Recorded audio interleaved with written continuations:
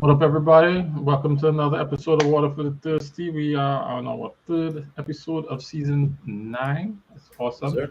Us tonight, we kind of have a skeleton crew with Jerry and Courtney, who here with us. Everybody else is experiencing conflicts all at the same time or running late. So we're gonna kick it off. We're gonna get the conversation going, and we're gonna keep it pushing.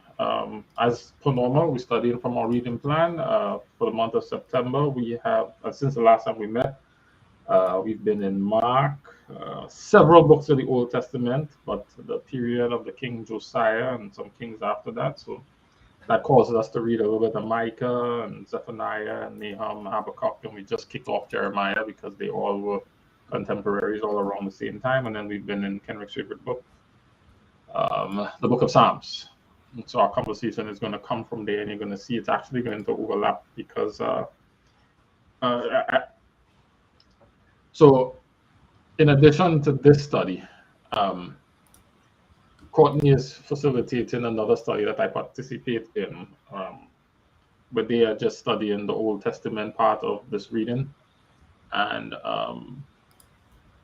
one of the things that stood out to me was, well, we've been having conversations about the people and the extent to which they are unfaithful and the repetitive nature of the prophets.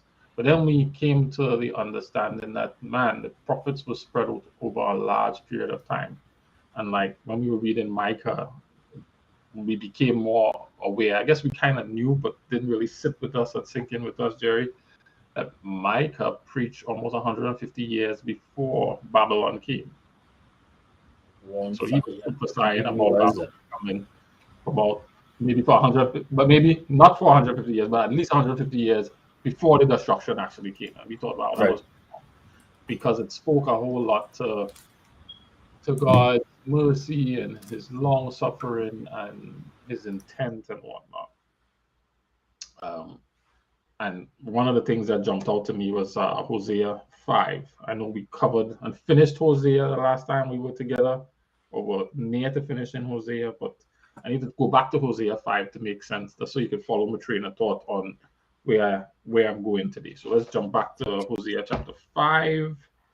And Courtney, if you could read 14 and 15, or maybe I can read it, but I like having Courtney read. So if he's okay with it, I'm gonna continue to leverage his radio voice there. Okay, you to read his radio voice. So Hosea 5, 14 and 15. Okay. I will be like a lion to Israel, like a strong young lion to Judah. I will tear them to pieces. I will carry them off, and no one will be left to rescue them. Then I will return to my place until they admit their guilt and turn to me. For as soon as trouble comes, they will earnestly search for me. Yeah. My version says, in their misery, they will earnestly seek me. Yep. I don't know how that jumped off to you, but I was like, did he just say, I'm going to tear them up like a lion to create circumstances so they'll come looking for me? It almost sounded like he was saying, I was vexed with them, I'm going to tear them to pieces. But then he says, so that they will come look for me. Mm-hmm. And I didn't catch that before. There's so much of them. I'm gonna rip them up. I'm gonna expose your nakedness. I'm gonna do all these things because I'm mad, and I'm gonna punish you. I'm gonna beat the black off of you. Like there's all of that kind of language, but then sprinkled in there is so that they will turn to me. I think there was another one. Let's go to. I think it's chapter 2. Chapter 2, verses 14 to 16, Courtney. Wait, no, not that one. Not that one. It was something else. 1 to 7. 2, 1 to 7. No, it was another one, and I forgot to write it down. Let me see if I can quickly Google it and see. So you want me to read Hosea chapter 2, 1-7 now while you look? Um, No rush, I can wait. it was Hosea 11:5. I did 11. write it down. Okay. It's Hosea 11:5. Yeah, it was 11:5. Yeah, Hosea 11:5. Oh, yeah, it's 11:5. But read from one, right? Because like you could read five by itself, but like reading from one kind of helps. So read from 1 to 5. So it's Hosea 11:5. I did write it down. All right, I got you. All right. When Israel was a child, I loved him, and I called my son out of Egypt. But the more I called to him, the further he moved from me, offering sacrifices to the images of Baal and burning incense to idols. I myself taught Israel how to walk, leading him along by the hand. But he doesn't know or even care that it was I who took care of him. I led Israel along with my ropes of kindness and love. I lifted the yoke from his neck, and I myself stooped to feed him. But since my people refuse to return to me, they will return to Egypt and will be forced to serve Assyria, in my version. War will swirl through their cities. Their enemies will crash through their gates. They will destroy them, trapping them in their own evil ways. Are you at 5 yet? Yeah. Oh yeah, we stopping at 5. We stopping at 5. Read 5 again from your version. But since my people refuse to return to me, they will return to Egypt and will be forced to serve Assyria. Right. My version says, will they not return to Egypt, and will not Assyria rule over them because they refuse to repent? And it's these little slide-ins of words that God is putting in here that to me just kind of flip the whole orientation of the doom and destruction that he's procasting for 150 years. Like, you know, and it messes with the idea of, or it contributes to confusion around the idea of, is the prophecy conditional, or is it going to happen? Is it going to happen if they don't? And if you said it, is there any way that they can really escape it? And it feels like he's really threatening to beat the black off of them just so that they could come around and change. And he is, it feels like he's reluctant to bring it, even though it's frustrating him to no end. And he's telling them, look, if I get into this mode, well, no, what you have done is angered me this way. And if you don't fix it, you won't like to see me angry. And I'm thinking of myself like, you know, and them, right? But even the licks itself is not just out of bad mind, you did wrong, I'm gonna beat you. It's, I'm gonna beat you in hopes that you ain't gonna do it again. I'm gonna beat you in hopes that you will make a change and come back to me. And man, those little lines of, is it not the reason that you're going back to Egypt is because you refuse to repent? Like, what was the other line that we just read? About the war swirling in the cities. No, yeah, well, the one from verse 5. Oh, 5 is the I'm gonna be like a lion. I'm gonna tear them to pieces and I'm gonna go away. I'm gonna carry them off. Nobody coming to rescue you. You'll sit down there with your bottom sore and red because I beat the black off of it. And in their misery, They will come and knock on my door and say, Daddy, can I have some milk, please? Yeah. As a way of, you know, coming back into my bosom. And I was like, man, that was just so profound to me. I don't know.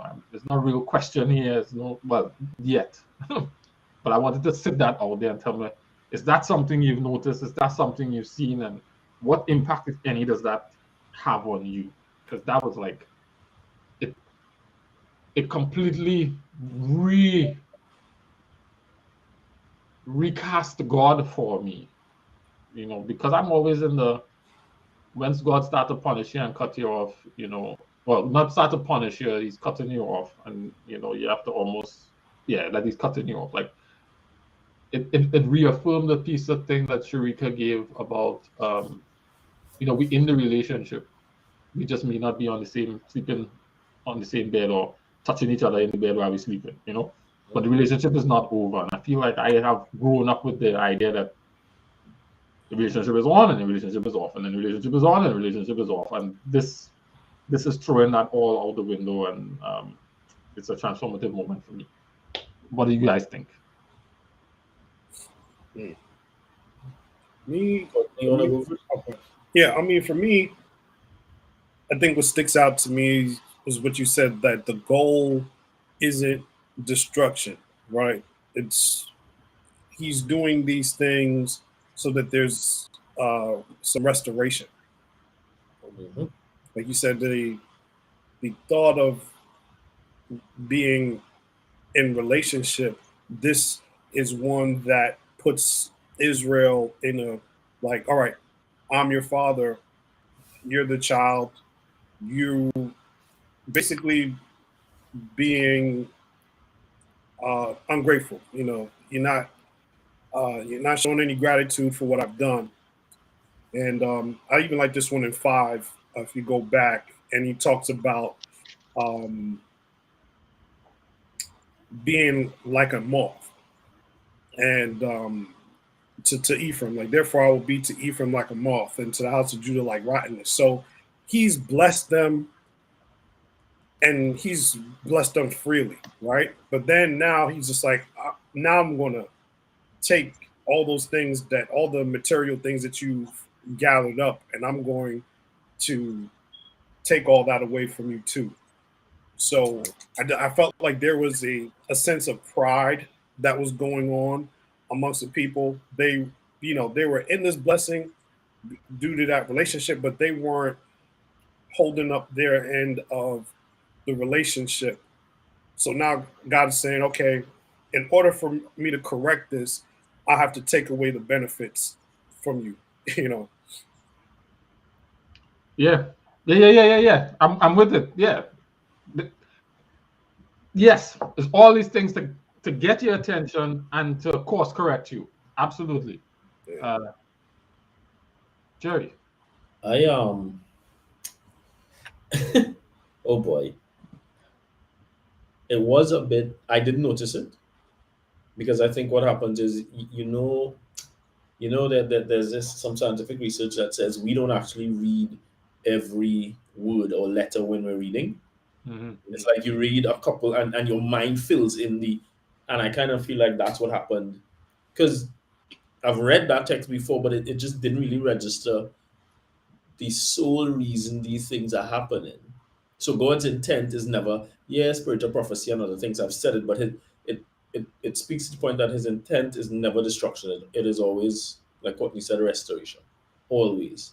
And what struck me with Israel there is, I think it revealed that from inception of their relationship with God, and maybe it's just the story of man, the relationship with God is always about what they can get. And it's not really about the person of God.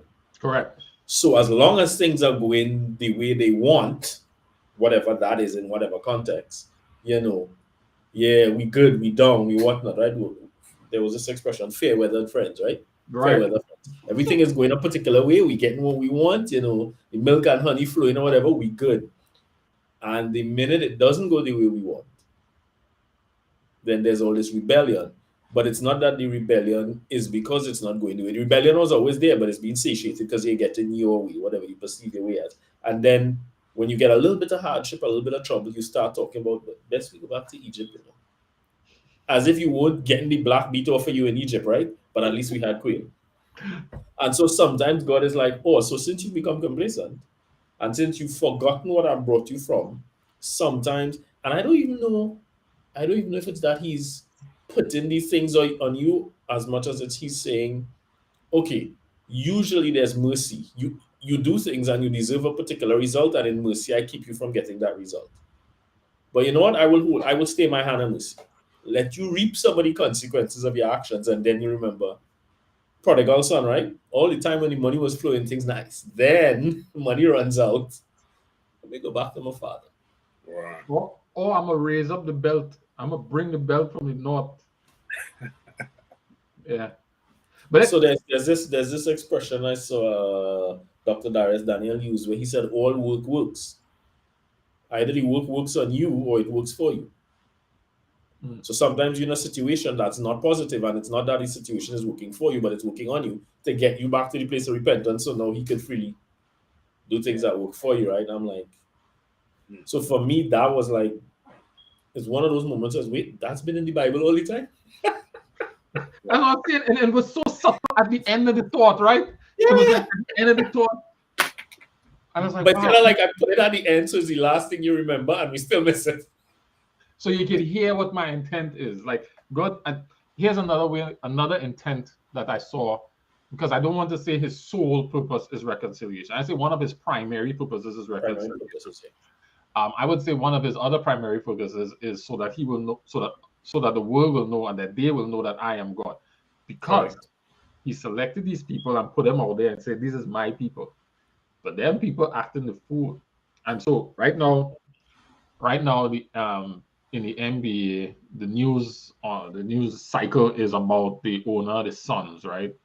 Who acted in a way that, according to LeBron James, does not reflect the values of the NBA family.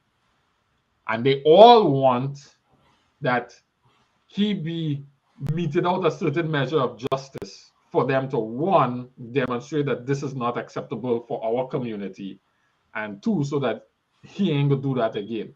Now, I don't know that they necessarily have a reconciliatory angle, because everybody's like, put him out, put him out, put him out, which is I think the difference between what we see here with God and with the NBA. But there is this, we have to make a statement to you, to everybody who's a part of the NBA and everybody who's looking on, that we not of that, right? I feel like that's also an element of God, and I feel like you see that more in the messages of Jeremiah and Ezekiel, particularly. They speak about that a lot, so that the nations around will know that I am God. And God is like, the way all they're acting on my name, I can't let that stand. Because if I let it stand and I don't do something about it, everybody will feel that's how I just run my house, and that's not necessarily the case. So like there's that. So I feel like there's those two things are happening as well. But we tend to focus so much on this one that I have missed. I say we as a community focus on this other one that me, Jared, personally have missed the. I'm really just trying to course correct here. I don't just want to wipe you out. I'm telling you this 150 years in advance, because what I really want is for you to stop. But imagine that. Just understand that. So if you look at, like, Noah took 100 odd years to build the ark, right? Yeah. And so you see this repeated pattern where God is going to extreme lengths. 100+ years of trying to get a message across to these people, and it's still like, and so I think. But let's go beyond that. Let's go beyond that. It was 400 years for the Amorites who were living in the land when the Israelites came to be the belt for them. Right? Yes. So it wasn't just the Israelites who was experiencing this. He made them suffer in slavery for 400 years because he was trying to give these other people a blight. And when they absolutely would not hear him, he raised up Israel to be the belt that he raised up for Babylon to be for Israel, right? And so it just, to your point, shows consistently his that pattern with him. Go ahead, sorry. But it's also interesting that here it is, he's doing this for this period of time, and the mercy is going both sides. So he's being merciful to Israel, but he's also being merciful to the other nations. But if he leaves it unchecked, the other nations are going to go away with the premise that as long as they're chosen by God, they could essentially live however they want, and God will wait, he'll get them a blight. Which, if you think about it, that is the challenge and I don't even want to just say Christianity, most religions face now, where the premise is, well, as long as I'm a member of this, or I'm a baptized member of this, or I'm a whatever of what, I can live my life however. Correct. And I'll get a blight. And you see, for want of I don't want to use this, for want of a better term, I'll use it loosely, a remnant in many of these different religious groups, even in Islam or whatever, where everybody is calling to relationship and right living, because they realize it's not just about being part of some group, and if you're part of this group, you're in. You know what I mean? And I think that was the most difficult thing for Israel, because they would get cocky in the, well, you know, when they see the Abraham and the what and the what and the what, and therefore, God living in the neighborhood. Exactly. I can see his house from mine, and he's still home. The light on, he home.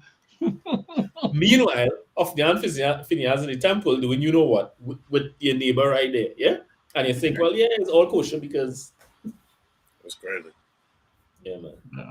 So what about God telling Hosea to pick a particular person to go marry as an example of that, also the deterioration in the relationship with him and his people. So he's like, okay, you go get this wife, and this it also represented it in a way. Tell me more about the question you're asking. Well, I just thought it was interesting that God wants to also let Hosea's life be, in his relationship with his wife, be a representation of his relationship with the people at that time too. Agreed. So Definitely. yeah, it's just like, okay, wayward wife, you have that covenant, that relationship, and yet she's out doing whatever it is, you know what I mean? But that relationship is still intact. But look how it makes him look. But yes, that way they could understand it, right? Like it's you have to experience it to be able to, which is mind blowing in itself, Courtney, because what it's saying is sometimes to be an effective spokesperson for God, you have to know what this thing feels like. So God gonna let you experience some things, because once you experience it, then you can actually talk about it.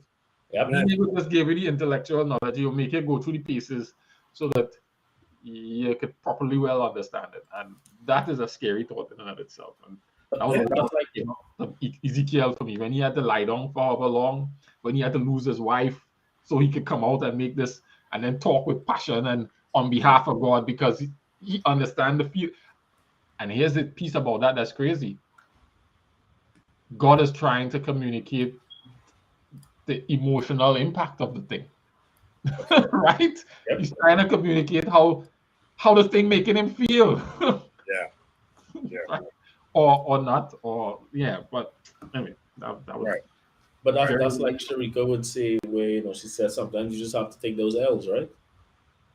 And truth be told, as much as I believe, you know, it's good to learn from your own experience, it's wise to learn from the experience of others. That said, when you learn from experience, there's a different depth of emotion with which you speak on things. Yeah. So someone who's lost a child can speak to that very differently than someone who is merely philosophizing about the subject and so on. And I think, hence, you know, what Hosea and they went through is like, I want you to experience this, because really Israel was playing they were turning tricks. And it's like, when you understand what I was like, and to go back and love and care and treat them like nothing ever happened, only for them to go out the night and do it again. Yeah. Because sometimes we don't appreciate what it is we actually do until somebody holds a mirror up to us, right? Yeah. If somebody calls you, says what you're doing is like that, you'd be like, really? That's what I'm doing? I wouldn't like that. Right? Yeah. Until and that's also the funny thing where I'm sure all of us have seen this. I'm sure all of us have seen this in our personal experience. You might be telling Courtney, look, Courtney, this really, you're rubbing maybe the wrong way with this, you know. We boys, you really shouldn't be doing this. And he's not going to be hearing you, but somebody's going to do it to Courtney, and he'll be living and he'll come and complain to you. And you're like, guy, that's the same. Right. And that's Israel is like, but that's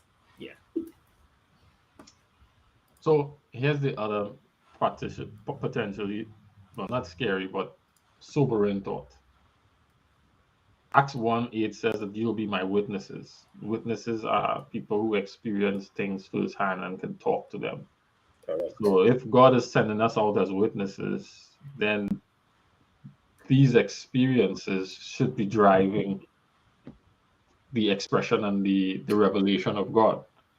So Correct. sometimes the things, the hardships, the pleasantries, the highs and the lows are all meant to be a part of that, witness. It's not a exposition of doctrine, but a revelation of experience, of relationship, of you know how God brought me in this, because that is so much more. When you experience something and it's your own, you have your own internal motivators and passion in sharing it and driving it. That help to communicate the message, which I'm sure helped Hosea or impacted Hosea. Uh, yes, Vanessa said, "Do so, don't like so." In relation to what you said, Jerry. True. So you guys both made some comments that will transition me to the next part of this conversation. Um, let's go to Hosea 11, 1 to 5. Mhm.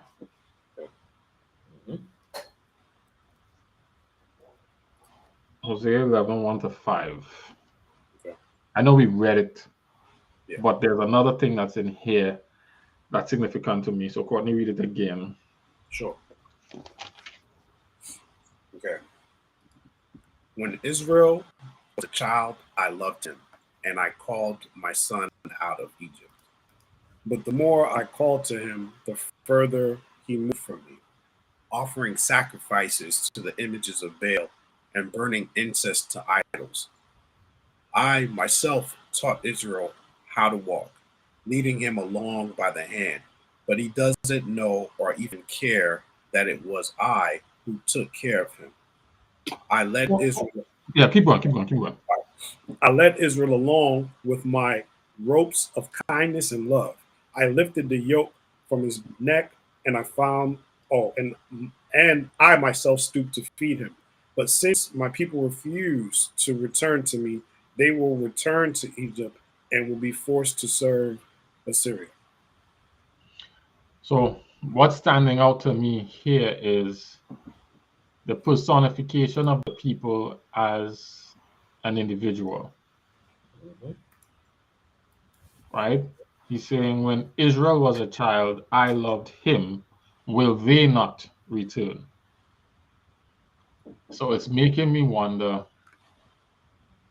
well, it's making me think about a couple of things. And the first thing it's making me think about is, let me write the question.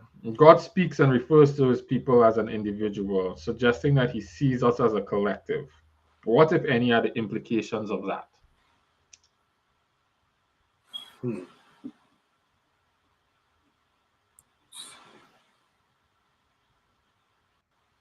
Um,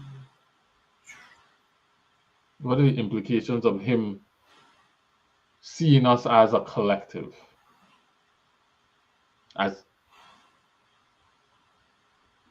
like we are people, there's plenty of us, there's plenty of individuals, but he really is interacting with us as a single unit, as one person, one thing, one entity. yeah. If that is the case, what does that therefore mean for us? or what thoughts do you come to mind, like, of that? Jerry, did you hear the question? Mhm.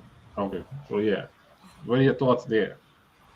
I I mean, to me, it's kind of like how he always refers to the church as a person, right? A bride. It just says, so I see it as the same logic, but again, to in my mind, to personalize it and show that this is really about a relationship, me to you as an individual. trying to get you back to repentance. Hence his choice of words and how he's positioned it. Because if it's just to talk about this ethereal being in the sky, it doesn't really, I guess, bring it down to a more,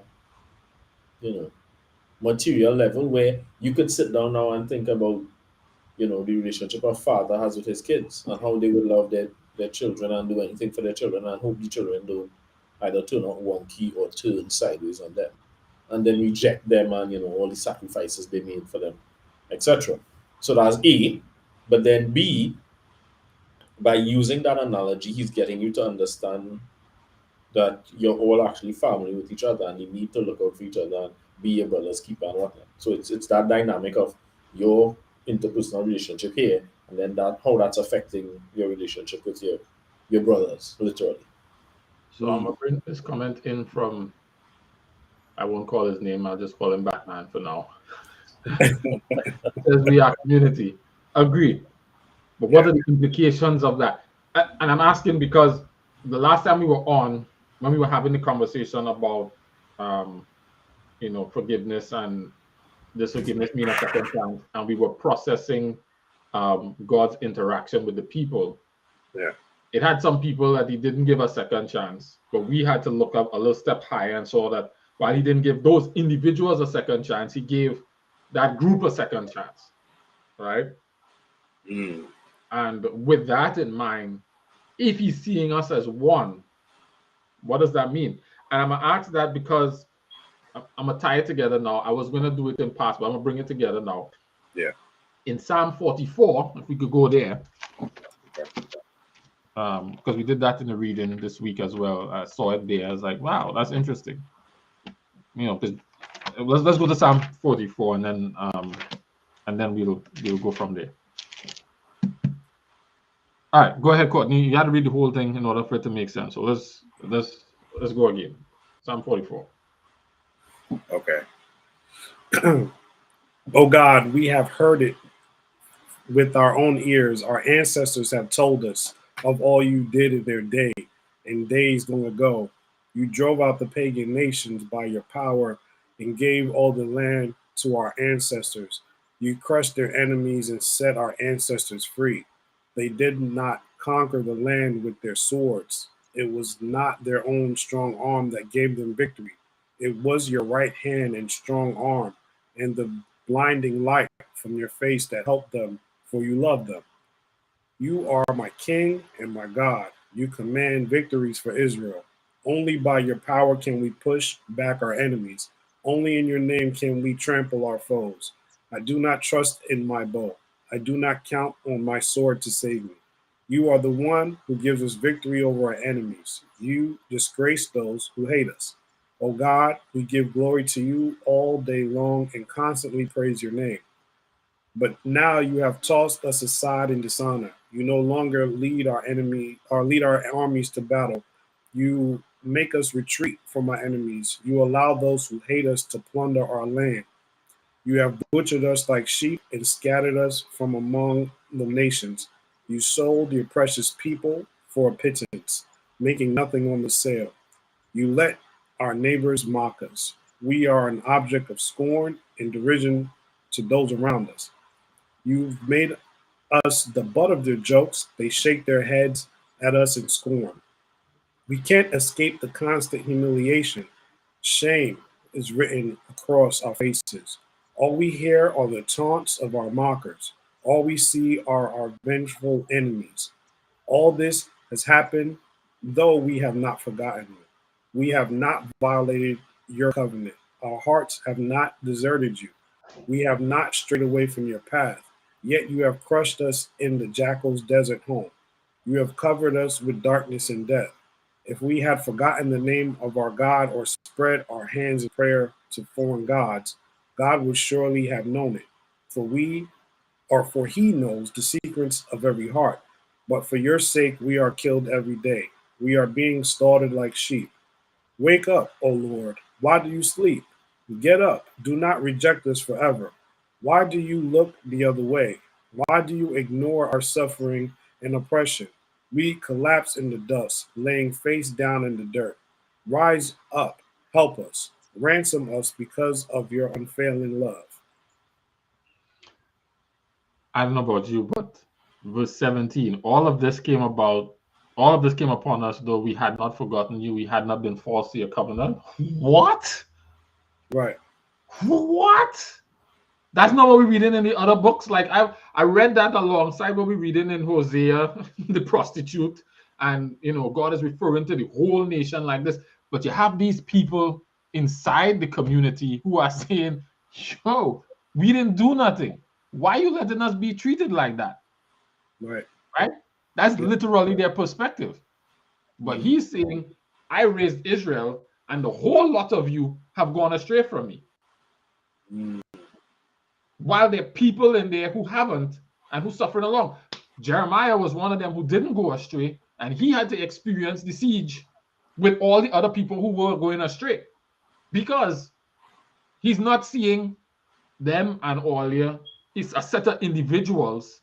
He's seeing Israel, his son, not some of his sons over here and some of his sons over there. And while he does interact with the people like that, there seems to be this collective thing going on. Batman says, although individuals, we still exist interactive and interact collectively, like ants, one unit made of many unique and necessary parts. Yes. I guess where I'm getting at is, I like that. Because it's like a tree as well. Like you say, you planted them. So if you want to think about it like this tree that he planted in Canaan, boom. And even like you said, maybe the fruit have gone bad some here and there, but it's like he's dealing with it like the whole tree. Like, so what does that then mean for us, right? As individual parts of the tree? Because he didn't just come for those who are problematic. He came for everybody. Yeah. Man. And he didn't just send the message, while he was sending the message to those, he was referring to us as a collective. I know we live in this space of me individual because we live in this individualistic society, so we don't necessarily process the Bible like that. But it was profound to me how he was doing that. One and many is one, right? Yeah. I did have this other thought, which is a whole nother conversation of if we're made in the image of God and it's one and many, and you can interchange Israel and them, do we do the same thing with God? Are we reflecting God the same kind of way? But that's a whole nother conversation for another day, right? I don't want to get into that, but it did cross my mind. Yeah. I guess I want to sit in the space of what does that mean for us?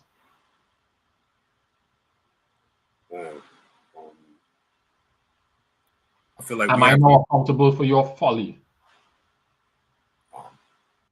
I think we're responsible for one another. What does that mean, and what does that look like in real life, though? And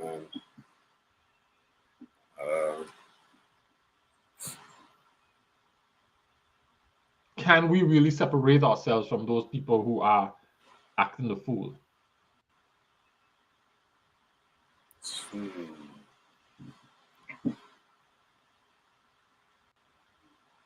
How much does God, and I'm not saying he does or he doesn't, these are all genuine questions that I have that I'd love to hear more people, the people who are online, weigh in on. How much does God divide it? Because like these people in 44 are experiencing the frustrations that they're experiencing for the other people that Isaiah and Jeremiah and Hosea are talking to and talking about. Yeah. God not going up with their armies, God treating them like a lion. These people didn't do anything. Well, they are not a part of what is happening, at least by their testimony, right? Maybe they're deluded, I don't know. Or maybe they're honest because I guess God did talk about the remnant that he saves, or that the remnant that comes out, or whatever. But he does not appear to be, at least in this, divvying it up as individuals. He appears to be relating to them as a single entity, a unit, like a single person. Can you really divide Israel, the single person, into 2 or 4? Mm.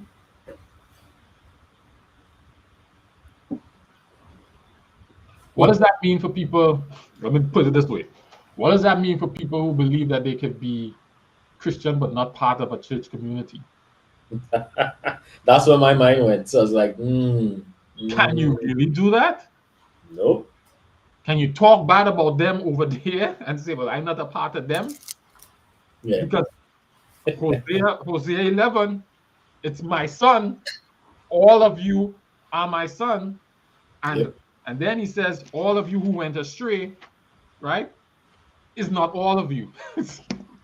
Maybe it's most of you, but it's still not all of you. But it's enough of you to be all of you. Yeah. It was the word. What's going on, people? Welcome. Good to have you. Man, I had to hurry up and get in there so we can have that JC thing going on. You know what I'm saying? I got you. Yeah. I see it now. I see it. I didn't see it before, but yeah. That's what's up. That's good. It's good to see y'all, brothers. Yeah, man. Yes, sir. So, what do you see? What are the implications of? Do you see any implications to that? Maybe it's nothing. Maybe I just making a, running down a rabbit hole. Oh, did you hear what we were talking about? Did you follow along? Yes, I was trying to catch up. My because YouTube was a little bit behind, so I was trying to catch up. Yeah. And find out exactly where we were. I'm still trying to figure out what the implications are for us of him viewing us as a collective. What does that mean for us? Ooh. Well, I mean, again, I guess when you first said it, my initial thought was, no man is an island. Although we act individually, we need each other to grow. And God looks as His people, even though He what's the word I want to use? Scores us individually. we function best as a collective, as a community, with support and love and examples and so on and so forth. When we are going over the stuff that we've read so far, and I'm throwing out statistics, man. It's like 85 to 90% of the time, if God wasn't in the cloud or in the fire, His people just went haywire. And I could just imagine God in the sanctuary, just like, man, look, whoo. Just doing like that a lot of times. Like they don't get it. Like this got to be some of the dumbest creations I've ever made in my life. Because it seems like if we don't see signs and wonders and miracles, man, it's only a short generation before it's complete rebellion. Agreed. Man, I'm gonna bring in these comments here. Go ahead. Shannon says, I think there's a lot there. I believe that though some are separated, they're still apart. There's just a difference whom we're choosing to serve. Regardless of who we choose, we are all still His children.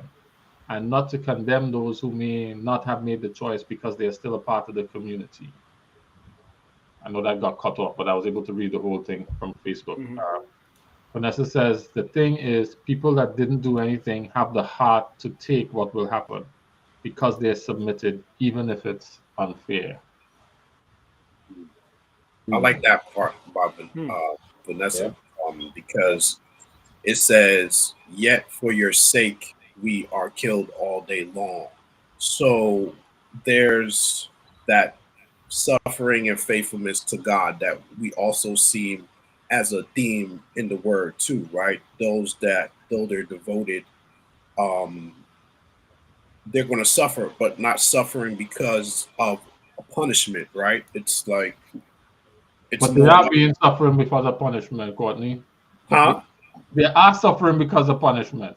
Right, but it's not really a punishment on them, and that's why I like the example. So, I'm sorry to cut. But it is, right? I know, but just hear me out. It's like it's working. even that works for them, whereas it's working on other people. You get me? Right. Based on the position of your heart, your posture in the same affliction, it could have a different impact and effect on you. I think, Courtney, I think that's what you were trying to allude to, right? If I got you right. Yeah, it's like suffering for his sake, right? I feel I don't have the scripture like downloaded in my brain right now, but to say that those that in this world that we live in, with essentially there's this war against God, right? So those that are on his side would receive this kind of abuse too. Like, so I don't know. I just kind of see that in there as well. Like, there's a part where people of God will have to endure some suffering. Yeah, I agree. I agree, Courtney, that people would have to do some suffering. Just because we live on earth, everybody's going to endure suffering. I even think it's ratcheted up even more for the people of God. I think one of the things I'm pushing to the surface and is our society is an individualistic society. So it's me and God, and what all they do is all the business because it's me and God, Right. right? But there's a sense here that, at least from God's perspective, It's not like that. it's all here, I got you. right? And while Jeremiah, I'm singling him out, while he was faithful and God was able to use him, when God met out punishment to Israel, Jeremiah passed in the rush. Everybody get licks.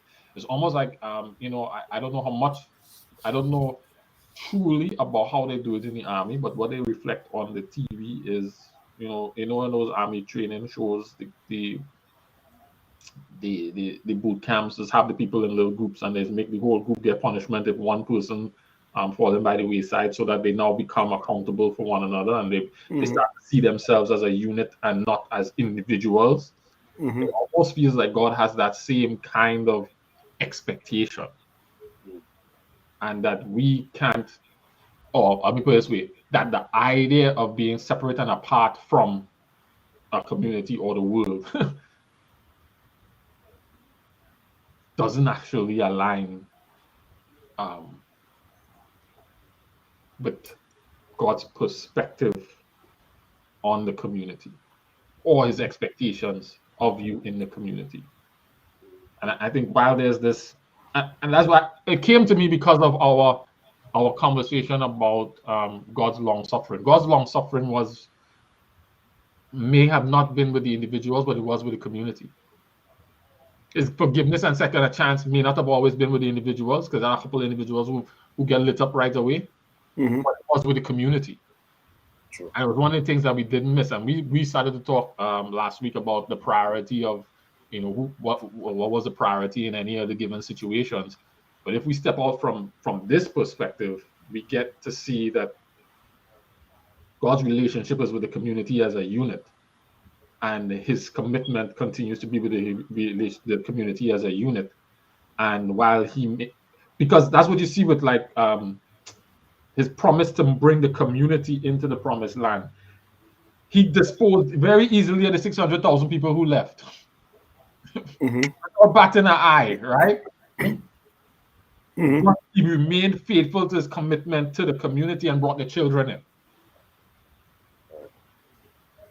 Which speaks a little bit to how, well, to me anyway, it's starting to speak, and maybe I'm reading it the wrong way, but it appears, and I'm throwing it out here more as a suggestion, not as a statement of fact, that there's this singularity of the collective, which should inform the way we operate within the collective in terms of our accountability and our responsibility and our tolerance, which is why I brought the NBA up, because that's what they appear to be doing in the NBA, right? I heard you. I saw a message there from Shannon. If you guys have any other thoughts, bring it up.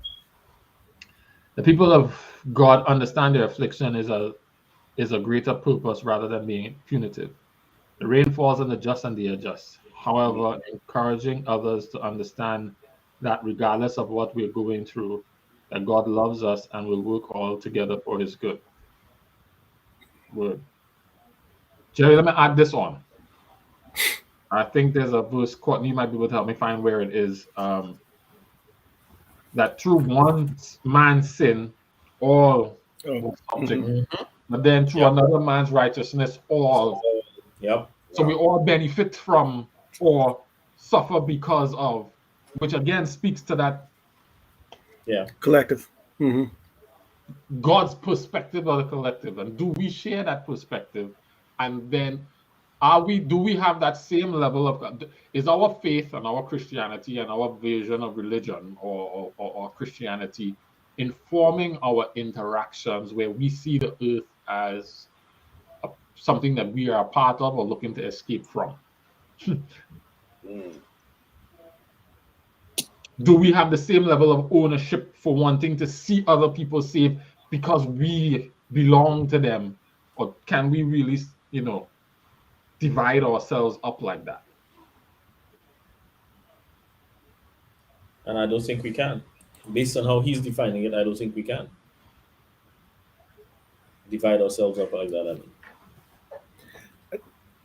Yeah, I have to agree. I have to say that Satan's plan has always been divided we fall, but God's plan has always been united we stand.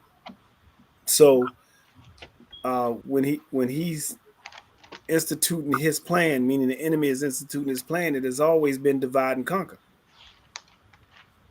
Yeah. If I can separate this group and get this group over here thinking one way and this group thinking another way, and this group concentrating on racism, and this group concentrating on finances and so on and so forth, they just keep warring at each other, and they never stop or pause to try to understand each other, to understand the beauty of, like you said, the collective and how we can work together. I think God's world, unseen world, has always been about community. I You think know, that it's go ahead, Courtney. go, no, I mean, basically that was it. I just think that all the unforeseen worlds and all the unforeseen beings that he's created is still all about community. It's all about oneness. Mm. We're the ones that separate it. You know what I'm saying? So trying to get to understand something that we, in a sense, were not born into seems difficult. I have to watch how I put these words. It seems difficult because it's unfamiliar to us. I was born to be an individual. I was born to survive on my own, learn to survive on to formulate relationships for my benefit, but not necessarily for my survival or for my well-being. You know what I mean? That comes along later on in life when you start to understand the importance of community. Go ahead, Jared. I was going to say two things. I just want to write them down so I don't forget the second one. Mm-hmm. I forgot the second one already as I was writing it down. It happens. It happens. Trust me. Don't worry about it. So I'm thinking about all the people that God had individual relationships with, right? That God had an Mhm. individual relationship with Job. He had a relationship with Moses. Called Moses his friend. He had a relationship with David, and we could call names, right? Mhm. But it almost feels like as I take a step back from those stories, is that his relationships with these individuals was for the benefit or for the advancement of the collective. Mhm. It wasn't just about the individuals when he had that relationship with them. Mhm. He didn't just raise them up for themselves, but some kind of thing for the collective. And then even the people he had issues with, he had issues with them because they led the collective away from him. Mhm. Yeah. Mhm. So it's not that, well, let me just say it this way. It's not that God doesn't value us as individuals and we aren't individuals that he will have individual relationships with. But the relationships that he has with us as individuals are within the context of our collective existence. Mhm. All right, sorry. Shannon says, honestly, both, laugh out loud. Sometimes I feel the way God intended for us to work together, but then there are those days where you can see and feel the awful separation from us and God. And it's like the meme where they say, okay, God, can you come get me because it's a little ghetto down here. Oh, And I think that's what Psalm 44 is, right? Like, yep. yo, what you doing? Right. I'm being faithful to you. What you doing, man? And God is Right. saying, I know you being faithful to me, but your brother and them over there acting the fool. So Straight up. you might need to go talk to them a little bit. But if you Yeah. think about it as well, right? Jesus was sent, his purpose was to redeem men through relationship.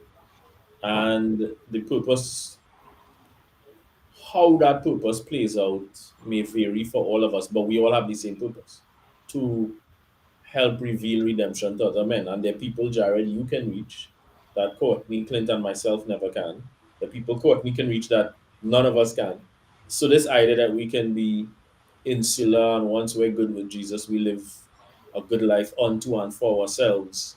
You can't walk in purpose as an individual. There are people who have to pour into you for you to fulfill your purpose, and people you are designed to pour into. Mm-hmm. There's this concept that we're all designed for a specific audience, and what makes them our audience is we designed through the experiences we've had, the things that pain us, they could relate to and whatnot, but then also they have to be at a place where they could choose us as their leader. And you see that dynamic sometimes with Moses, where he went through 40 years in the wilderness to be able to lead these jokers, but then they didn't always choose him, although he was essentially purpose built for them. Mm-hmm. And he actually let his need for them make it difficult for him to lead them, right? But as a whole, that separate study. But the point is, this concept that we could do this thing on our own for ourselves is just, Yeah. it's just erroneous. God is always showing us, I design you to impact people and to be impacted by people to continue to impact people. It's just like, Mm-hmm. One of the things I remember the other one, Cliff now. One of the traps that Israel fell into was they were selected, and what made them special was their mission, not their selection, right? Their mission was to bring all the world together, Right. right? Yep. They were selected to show how God was so that they could bring the whole world together. And what they became, what they became subsequent to was, we're now special and we're different from all of you. And that impacted their mission. Then Jesus comes and says, I come that all men can come. And, Paul starts to talk about in Christ, there's no man, no woman, no slave, Mm-hmm. no free, no Jew, Juno Gentile. Mm-hmm. It's like he flattened it back to everybody, one community that God is trying to save. And you even see it in God's messaging, right? He's going to bring this one, he's going to reunite the tribes, he's going to bring, and everybody's going to be one fold. We start to talk in more narrow terms when we talk about the verse of other sheep who I have are not of this fold, but it's all God's sheep, right? And he sees them all as sheep, and they're all his sheep. Yeah. And I feel like our individualism has done us a disservice in sharing God's perspective and impacting our responsibility and our priority, because we have made me the priority. And while God is going to hold me accountable for my faithfulness, he's also holding us accountable for our faithfulness, regardless of whether I am faithful or not. Mm-hmm. Yeah. Yeah. Mm-hmm. And if I am faithful, but you guys are not, I will feel the responsibility. I will bear the consequence with you, which then makes us, well, should make us anyway, more mindful of each other and not have that's not my business. It is my business. Because if you let your house fall down, all our property values go down, right? correct. And I think Go ahead. No, go ahead. I want you to finish your thought. My last thought was, and because it's going to take us in a slightly different direction, was, and if that's how he sees us, and we are his reflection, is he like that? Is he a one and many, interchangeable, like that? Well, that's why it's 3 in 1, right? It's a collective in the true sense of the word. Distinct yet not, separate yet not. But that was just a side. Yeah, but that's In today's society, how can we help without worrying about people feeling like they're being judged? That's a good question. with what help without feeling. Now listen, I don't wanna digress too much, but this is a sore point for me always. Okay, let's go there. And Let's listen, provide some healing to that soreness. Let's provide some healing to that soreness. I It's wonder like- Jerry's going what I'm thinking he's going. Go ahead, Jerry. there are people who are committed to misunderstanding other people. And so it's like us having, there's an example I like to use, right? At a particular place I used to work at, I had a sign on my door, no free rides. And somebody went to HR and complained about it. They found it was offensive. Now, I'm sorry, if you're an employee, let alone part of my team, and you report to me, the expectation is you're coming here to get a job done, and you will be compensated accordingly. So the idea that you can come to work and spend the entire day on Facebook or Twitter or Instagram, no. And I would periodically ask people, well, what is on your agenda for today? What do you have planned for today? And they might tell me 2 or 3 things, and I'm like, okay, outside of lunch, you have a 7-hour span, and all that you're going to do with those 7 hours is these 3 things that are going to take you 30 minutes tops each. And people thought I was, being a taskmaster, being elitist, being whatever, any number of things. And it's like, how could you possibly arrive at when I'm just trying to be fair and equitable? We would have a conversation like this in public, talking amongst ourselves, and there are people who will feel judged and condemned because we're speaking the truths of God to each other. We're not even referencing them. We're not even talking to them. So the reason I'm saying this is a sore point for me is there are times when you could just be, this may be poor English, you could just be being you, the best way God called you to be you. You're not even interacting directly with people. But because their conscience is guilty, and any light you shine on their shadows is like, oh, you judging me. And I'm sorry, we are called, let me use my words carefully. We are called to discern, if not judge. How you defining judge? Because to me, judgment is a statement of determination of guilt or innocence, one, and therefore consequence. Like if I pass judgment, there's a finality to this thing, as opposed to being transient. Right, but I think that's why, discerning and observation is different from judging. but that's I why think I say maybe discern is the word, right? Because we judge all the time. I mean, if you, let's be real, you just jumped on a Southwest flight and the pilot comes in looking intoxicated, you already thinking, getting second thoughts like, yeah, maybe I should, you judge the safety of your car based on if you're seeing raw spots. You judge if a meal is safe, if you see flies buzzing around when they're preparing it, or you see the chef being unsanitary. You make judgment calls all the time. That is not to say you are making a pronouncement of judgment on somebody, but you have to be crazy not to make judgment calls. You're walking somewhere late in the evening and you see some questionable characters and you decide, let me walk in a group or walk the other way. You'd be crazy not to. You know what I mean? So we could go there, but my thing is there are people who, regardless of what you do or don't do, even if you're not interacting with them, because maybe the Holy Spirit is already poking them, they will feel judged and aggrieved, although you are not even attempting to go there with them. I agree. I think that's go ahead, Cliff. You were going to say something.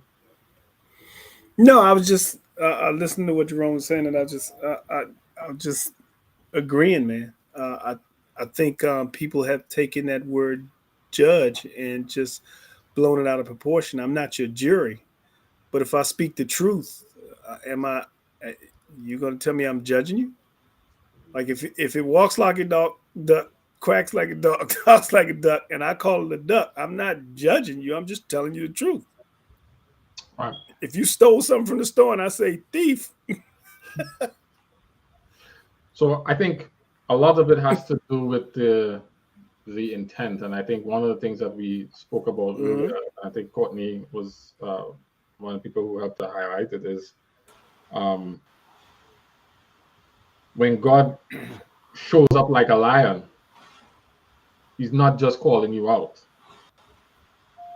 right? He's working in a corrective way, and his calling you out is in the context of the relationship that he has with you, right? It's his approach is being influenced heavily by the nature of the relationship, and is driving a lot of the, like, because he's in a father type relationship, he could come in a certain kind of way, you know. I think even when he sent Jesus didn't come in a father type relationship. He came in a whole different kind of way, because God gives it a whole lot of different looks, right? He doesn't come the same way and send the same people all the same way. Like Habakkuk's approach was very different from Hosea's approach. Like, okay, let's read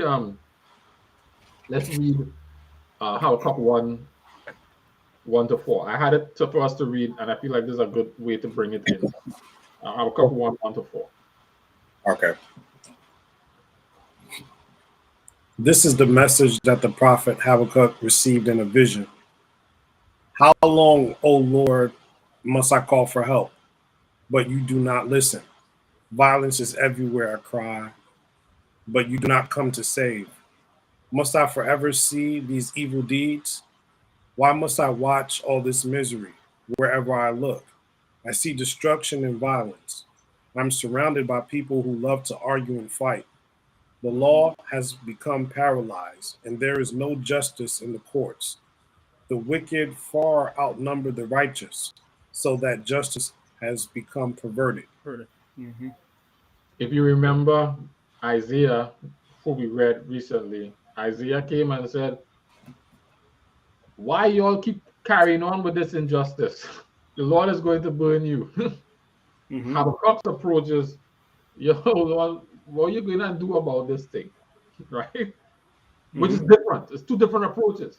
They're both observing the same thing, and they approach it differently. One is like, y'all need to stop. The other one is, Lord, what you going to do? Right? And he raised both of them up to address it from two different angles. He even raised Hosea up different. Hosea. Right? Hosea come with a whole different flavor of addressing the same message. And so the messaging is in the context of the relationship, not just a relationship with God, but a relationship with the people, or a relationship with the experience, right? Is everybody to come like Isaiah, point and wag a finger? Or maybe we need to come like Habakkuk and say, yo, I'm tired of this madness. Like, it's hurting me. God, help me. And this is what God said to me about the madness that I'm experiencing, right? Not that you are doing, but that I am experiencing. That changes the whole. If I come to someone who's thieving and say, when you steal from me, it makes me very sad. You putting me in a real difficult situation every time you thief from me. What is going on with you? Can I help you? Because you really inconveniencing me. Every time I had to go and buy a new TV, there's a problem. I don't have unlimited resources. What can we do here? And if you can stop stealing from me. That's different from, this man is a damn thief. Right? And I guess to Shannon's question, I guess it depends. I guess the only way that you could minimize, because I don't think you could completely eliminate it, as Jerry said, the whole judging thing is relationship.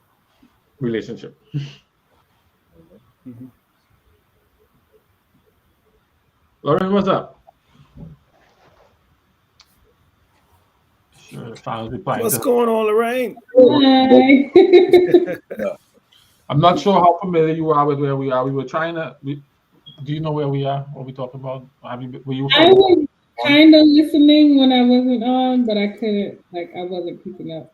All right, so just for your context, we are probably about to transition, but for your context, we were talking about the observation that I was making that God sees us as a collective of individuals, community. and that his emphasis in dealing with us is as a unit, as a collective. And while he does see us as individuals, his interactions are around the collective. So, like, while he was saying that the people of Israel were going wild, clearly it wasn't everybody. Because as we read in Psalm 44, it had some people who were like, why are you not going out to the armies no more? We've been faithful to you. What's going on? That's the sons of Korah singing like that. Habakkuk is saying, Lord, why I call him for help when you're not listening? All around me is violence. So clearly you have people in the community who are not subscribing. It's not the whole community that's going back. But when the prophets show up to talk, they talking about the whole community as if it's bad. I know when we talk about it in Bible study, Courtney, the whole community going wild. And I don't even think we even framed it as the majority of the community. Is enough for the community, however much it was, is enough for the community that God is referring to the whole community as being problematic. Yeah. And we were talking about what are the implications of that for us, if that's God's perspective. What does that mean for us and how we relate to the community that we belong to or mankind? Can we really take a separatist posture? Can we really, say, well, it's just me and God? Can we, because these people are being punished at the same time as the people who were doing wrong, even though they didn't, right? And so, that's kind of where we were mulling over that. Any thoughts? I mean, it's you can't really. I mean, it is you and God. It's also them and God. And it's us and God. So you can't really keep an isolated, me alone perspective. You do have to think of it collectively. Yeah. Vanessa threw something out there. Oh, okay. She said, it's interesting that God will raise faithful people to present issues to people that will not listen to them, technically to him through them. Plus, they still have to deal with the consequences along with the people they had to warn. Yeah. That's what I was trying to point out. They don't have to deal with it anyway. Right. Which means we all in this together. Yeah. You suffer, I suffer. You thrive, I thrive. In Isaiah, he talked about that too, like 24, I think verse 5, to say that like the whole earth suffers for the sins of his people. Yeah. Even God was saying in one of these things, I was saying that they polluted the land that they were brought in. Even the whole land was suffering because of what they were doing. He had to put them out of the land so the land could gather itself back again. Yeah. Oh, watch out. Talking sound like climate change. Watch out. So I'm gonna throw this out there, and it's starting to, one of the thoughts that's starting to come to my mind is, and this may be just a far out thought because I'm just musing, thinking out loud, right? This is just me thinking out loud. Does Jesus have to rescue us from the earth because we damaged the earth to the point where we can't actually subsist here anymore? And then when he finally shows up, is because, hey, I have to move them and take the faithful ones so that I could save all of them because they will kill themselves over there. Yeah, I think so. Which is why Revelation says in so many words, he has to come. He has to come soon because even the very elect will be deceived. This thing is getting so out of hand that even the people that we are referring to, they're saying, "Hey, we have to deal with it anyway." Man, if you continue to see evil all around you, it influences you at some point or another. And it impacts you. Yes. We are all going to The we all influence of suffer in the heat. Yep. The heat wave because of the actions of many of us, not all of us. Yeah. Mhm. But we all feel it. Yeah. Yep. So I think part of what you're saying is true, man. He has to come and do something to the whole world. The whole world groans. You know what I mean? Yeah. Yeah. We impacting the physical space as well with our folly.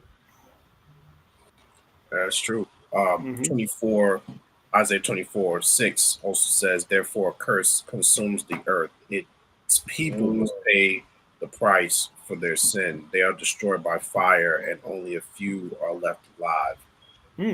So the entire world has a curse on it that's consuming it, according to Isaiah here. Right? Mm-hmm. It was one of the prophets we read today was talking about. I mean, in the last week, I was reading it from a phone, so I didn't actually underline it and write it down.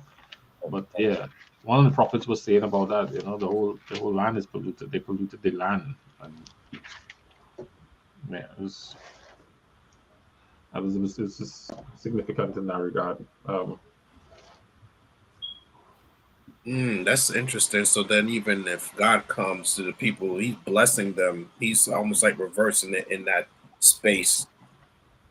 And then when He takes away His presence, He's like, all right. So I'm gonna leave it to this is what it should be. This is like it's already in this state. Mm-hmm. The only reason why it's blessed or whatever is because I'm blessing it for you. Like I'm doing this for you. Like Yeah. I'm giving you a chance to get yourselves together. If I leave it up to you, you gonna destroy everything. I think it goes back to a part where you were talking about community, where God says, unless you become as a little child. I think children are at the best susceptible point of understanding God's plan to community, because shortly after that we lose it. We start to become even more individualized. Yep. But when you're at that childlike stage, man, you're malleable. You understand friendship and being together and wanting to see each other and wanting to help each other. Um, barring that your parents are not teaching you something different. I always think about the little video that pops on when the two little boys see each other from way down the block and they go running towards each other. The two little kids, it's like that understanding is nothing else around that the world is being affected by other than, hey, there's my friend. It's good to see him. What's going on? What we going to do? As opposed to everything else.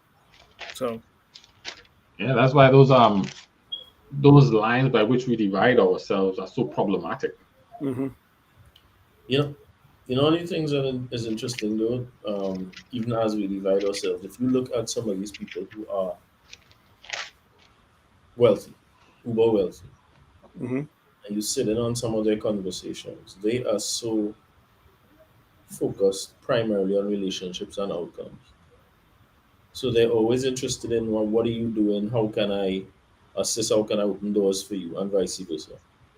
And so they keep helping each other become more wealthy, right? And then you have people who may not be as wealthy, and everything is, nah, I'm out here, I gotta get this, I'm doing this on my own. I don't care what Jared is up to, I don't care what Lorraine is up to. I'm in these streets, whatever. It's like whole different mentality, right? And if you see again the people who are wealthy, not just financially, but wealthy in spirit and whatnot, they have this uh, almost like a no tyrant, no ego policy.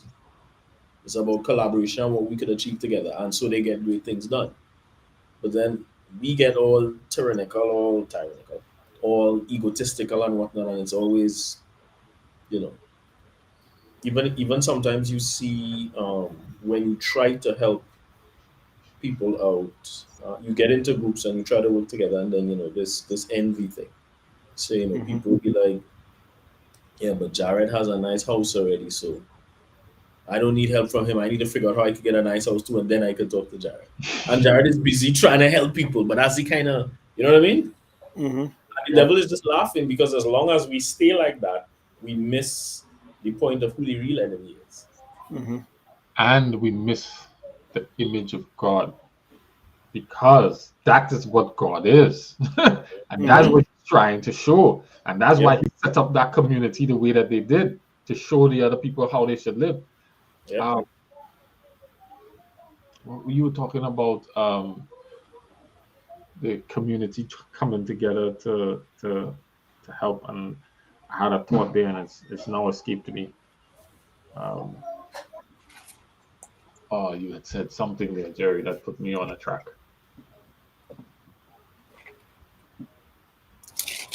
Repeat what you said, Jared. Yeah. You were talking about the rich people, right? Making Wealth that. and Collaborate, and they're just focused on opening doors for each other and supporting. And I mean, you get to talking with them, and it's like all of these, it's simple, practical, tangible things they can do to help build each other. And it's like one of them is like, hey, I was doing so. Isn't your kid interested in da da da da? Let your kid call my office and talk to them and see if there's some synergy there. And multi-million-dollar deal comes out of it, right? Mm-hmm. But we are so focused on I need to get mine.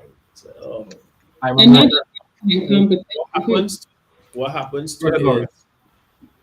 No, I was saying not just that, but there's also like this undertone of competition. Like, I gotta out you, or oh, I can't let you one up me. I gotta get my stuff higher.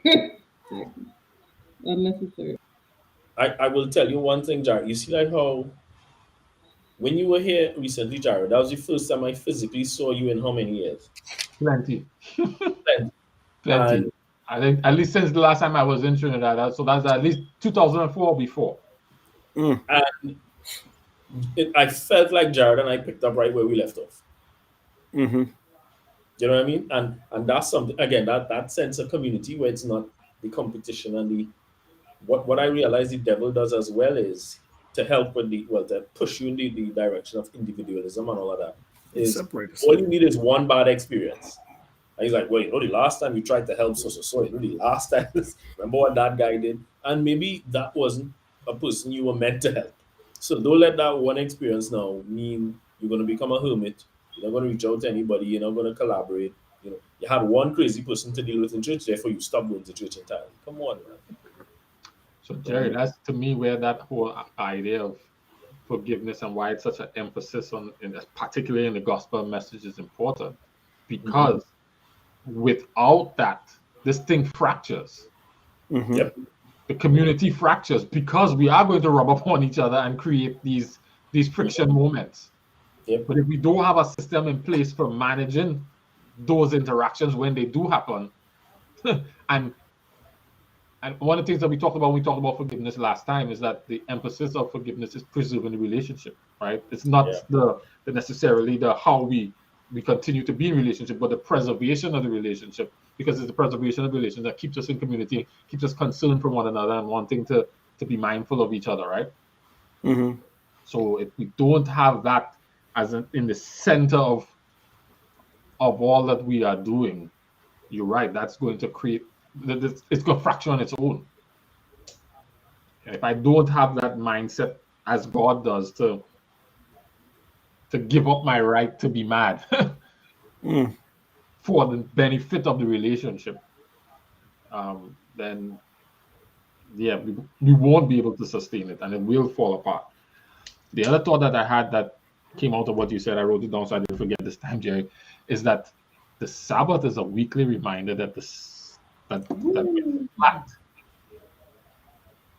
Like when you go through the way it's written, now not thy son or thy daughter that I made, everybody stops working, and we get to remember that we all are one, and that God is the provider. At least that's the intent. We talk about it in terms of church and ministry and worship, but we miss here's where we all become flat again, and God was smart. He did it in a weekly cycle, so you can remember, right? you can remember, and you don't ever forget about it, right? Yeah. Mm-hmm. And he set it up early, right? Like, I'm gonna set this up. If y'all continue in this, y'all can keep the community together. And if we shift the focus away from those guys, like I know we when we talk about Isaiah 58 and the verses down to the end, if you do your own thing on my holy day, but the whole chapter is about the people not being in good relationship and then trying to leverage the Sabbath for means other than it is, instead of trying to preserve that community relationship thing. And that's the thing that they're doing, right? If we keep it in that mindset, that we are one, we are Israel, his son. Not his, well, we are his sons technically because there's more than one of us. Mm-hmm. But he views us as his son, singular. We are one, like he is one. Woo. If that becomes our mindset, that changes all that we do. Yep, it does. Yeah, agreed. Man. So yeah, that What, was what is that text, Jared, where he says, we all part of one body. The hand can't say to the eye, that's I need you. 1 Corinthians 12. And that's the point, right? But that's what we do. We figure, well, we're the hand, we're good. We don't need the eye to move around. No, you need the eye, and you need the feet, and you need the knees, and everything else, right? So, We come in the bubble of our hands. yeah. We live in the hand bubble. Oh man. Yeah. Sorry, I missed Shannon's 2 messages here. She said, showing our connection with this earth as well. And then something else we said, she said, for the perpetuation of the slave mentality. That's when Jerome was talking about what he said. She put it up. What's interesting, this guy, Dr. Solwell, there was a documentary I was looking at with him where he was looking at patterns of behavior. And basically he was looking like the patterns of behavior with inner city youth, and the fact that they're identical to the behavior patterns exhibited by Irish youth when the Irish just got here, because the Irish were considered the N-word of Europe, right? And they would get here and they would just be rowdy and party and very always want to show off, very promiscuous, blah blah blah blah blah blah blah, into a lot of loud raucous music. Sounds familiar? Get into a lot of fights and whatnot. And he's saying, you see how people within particular strata gravitate to the same behaviors. It has nothing to do with ethnic backgrounds, nothing to do with religion, nothing to do with. And then as they grow and mature and they shift mindset, people in other strata have a completely different mindset and approach. And if we look at, like, if you're in a poor inner city, it doesn't matter if you're white, black, whatever. Everybody who's poor gets along. Everybody who's rich gets along, because they're operating with a similar mindset, a sense of community. Yeah. I love that you say that, because one of the things we started to notice, Courtney, when we were reading, continue reading these Old Testament, is whenever the people start pursuing idols and moving away from or including things other than God in their worship sphere and in their allegiance sphere, they start being callous towards others and not caring for those who are less fortunate. Like that is a cyclical thing. We become only concerned about ourselves, and God is saying, when you are about me, when you are living like me, you have concern for these people, because these people are you too, because we are all one. And so we don't have these marginalized people. And so I would even argue that structures that create and perpetuate those kinds of systems are structures that are not built or supported by the ideology of God, because they're not ones that continues to care for people. And I'm not saying necessarily, because one of the things that Kenrick reveals to me often is that not everybody who's struggling needs a handout, right? They don't all need, sometimes that's detrimental to them. But it's the level of concern, regard, and thing that we place that starts to demonstrate how much we are like God. And I think it starts with that oneness mentality. When we don't But have Jared, to that very point, if you have the level of concern that you should, you would sit and understand what the individual need is, right? Some people might need a handout, some people might need to learn to fish. But if you actually are concerned about them as a person, you take the time to do that and not just, broad brush everything and say, okay, just give food hampers to all of these people when they may need something entirely different, right? So, Yeah, are you taking care of our own? What if that was my actual brother, not my pumpkin vine cousin? Because I probably treat my pumpkin vine cousin different than I treat my brother, right? Yep. Than I do a stranger or somebody who from Jamaica because I'm from Trinidad. You know what I'm saying? And I think Jamaican better if we in America, right? Because we both from the islands. Yep. If we in Barbados, I'm not necessarily checking for you. That's said. And then the thing is like we called upon to look after each other that way. But then it's funny how I like that illustration you raised. When you're all foreigners in a strange land, right? But then go back to the islands and it's like, yeah, I don't. She's from South. I don't talk to them people from South. yeah, that's some people. So they have too much time on their feet. Time I go down there, my shoes just get dirty. Yeah, there are plenty of movies that have that enemy of my enemy is my friend, that bond together to unite to overcome whatever the circumstances, and then when it's time to separate, they're looking at each other like, do we go back to the way we were, or do we fight to maintain this? Yep. Tribalism is a problem. No matter how you form a tribe, whether you form a tribe by skin color or geography, tribalism is its own challenge. Well, again, I said that's the enemy's plan all along, is to keep us divided. However, in any way, by any means necessary. So, but did the enemy borrow it from God? Okay, he was the first one who, when the people was united and they were speaking all in one tongue and was working together, it's God who showed up. It's God who showed up and split them up. Look at you. So they couldn't band together. That is true. That separation thing actually started with man separating himself from God first, because we were meant to be in community with God. And once we separate from that source, anything follows. Chaos ensues. You don't know how much of a monkey wrench you just threw with that statement out there. That's why you did it. I'm like, woo, boy, that was a bomb right there. I don't know if anybody was paying attention, but yes. But if you and if it, to your point, Jared, if you think about it, even when it comes to the wrong things, if people unite in doing the wrong things, they get pretty far. Yeah, which is why God had to shut them down, because that's what He said. If united like this, they started to do that. We can't stop them, so we need to show up and deal with that. Shut it down. But people want to, but people do not. But people do want to fight for what is right all the time. I guess you're saying don't. I guess that's what she's saying. And then she says, but they were working together against God tonight.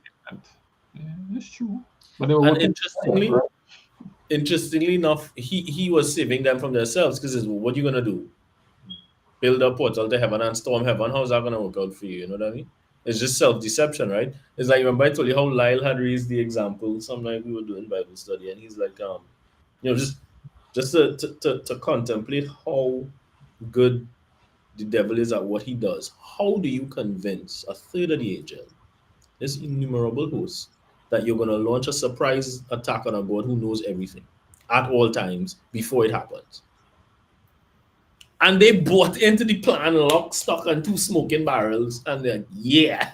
So you go through the east gate, you come under the throne room, and voila. I mean, it's like... But we're watching it in movies all the time. We all make... in the movies, and I'm just saying to talk to the ideology and the mentality. Gotcha. In the movies, we have been contemplating plans to overthrow otherworldly, godlike beings who have more powers than we could imagine. I mean, we went back in time and overdid Thanos, and he had the rings of power, right? Here's my point. I got you. You always feel like you have a chance if you're united in it. Yep. Yeah. Hmm.